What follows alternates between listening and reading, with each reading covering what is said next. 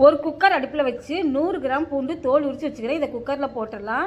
1/4 litre பால், நான் காய்ச்சின பால் தான் ஊற்றுறேன். நீங்கள் காய்ச்சாத பால், காய்ச்சின பால் எது வேணாலும் ஊற்றலாம், உங்கள் விருப்பம் தான். இப்போ குக்கர் மூடி போட்டலாம், விசில் போட்டலாம். ஒரு விசில் வரட்டும், வெயிட் பண்ணலாம். இப்போ ஒரு விசில் வந்துடுச்சு, ஏர்லாம் போயிடுச்சு. இப்போ திறந்து பார்க்கலாம்.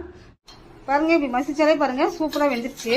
பாலை வடிகட்டிட்டு இல்லைன்னா அப்படியே கூட இந்த மேட்சர் வச்சு நல்லா மசிச்சுக்கலாம். பூண்டை ரொம்ப நைஸாக மசிச்சுக்கணும், பேஸ்ட் மாதிரி. ஒரு கடாய் அடுப்பில் வச்சு 1 ஸ்பூன் நெய் ஊற்றிடலாம். நெய் உருகிருச்சு. நம்ம மசிச்சு வச்ச பூண்டு பாலை ஊற்றிடலாம். கை விடாமல் கிண்டிக்கிட்டே இருக்கலாம். சைடில் இருக்கிறதெல்லாம் அப்படியே எடுத்து ஊட்டிக்கிட்டுங்க, நல்லா திக்காக வரும். பாருங்கள், ஃபஸ்ட்டை விட இப்போ நல்லா திக்காயிடுச்சு. இந்த டைமில் 4 ஸ்பூன் சக்கரை போட்டுடலாம்.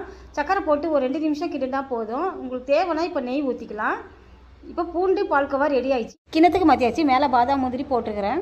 பூண்டு சாப்பிட மாட்டேன்னு சொல்கிறவங்களா இந்த மாதிரி ஸ்வீட் பண்ணி கொடுங்க. டேஸ்ட் ரொம்ப அருமையாக இருக்கும். இந்த வீடியோ பிடிச்சிருந்தா உங்கள் ஃப்ரெண்ட்ஸ் ரிலேட்டிவ் எல்லாத்துக்கும் நிறைய ஷேர் பண்ணி லைக் பண்ணுங்கள். நம்ம பேஜை மறக்காமல் சப்ஸ்கிரைப் பண்ணுவீங்க. இன்னும் நல்ல வீடியோ சந்திக்கலாம். பாய்.